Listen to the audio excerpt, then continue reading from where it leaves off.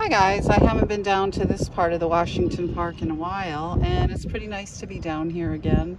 It's been a little while. In 1873, work began to turn Beaver Creek into the long, narrow lake in front of you, which is this. It's a lovely part of Washington Park.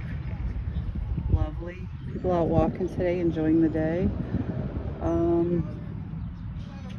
The valley through which the stream flowed was formed naturally by the high ground to the left and to the right.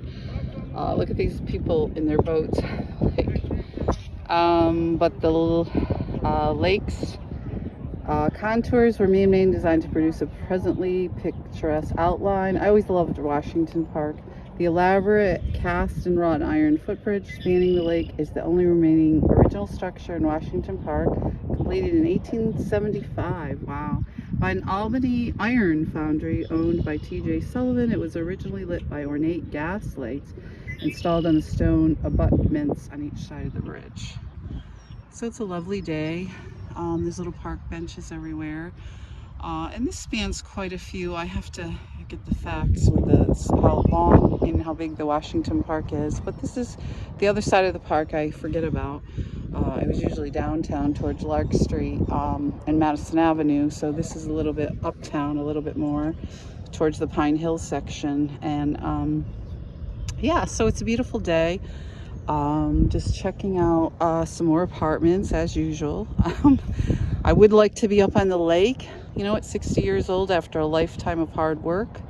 You know, but I guess God calls us, you know, at times to do other things.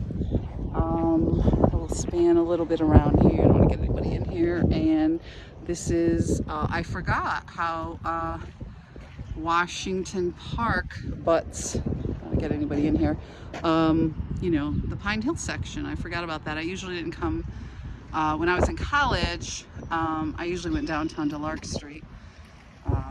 It was such artsy, you know, for me personally, and I always wanted to live down there. It was kind of like off limits. Rents at that time were kind of expensive for me as a, you know, somebody just starting out. But I did find a studio eventually on Madison Avenue, and I sort of stayed downtown Lark Street where all the, you know, live music, art events, and different things like that were going on. And I would roam the streets doing what is now called mobile photography. Back then, you know, it was just kind of something that I like to do, a la Diane Arbus, rather than the studio lighting and the setups that my classmates were doing that really didn't like what I was doing. But that's another story for another day.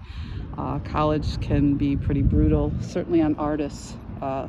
You know, the critiques were pretty intense. Certainly I got out of college, and for a long period of time didn't even think I, you know, had a hard time considering myself an artist, because they really put you through, you know, they really rip you to shreds. And I do look back on some of my work now and go, wow, you know, that wasn't as bad as I thought, or what other people thought, because they were doing, I'm just bringing you down a little bit because we have joggers in the park.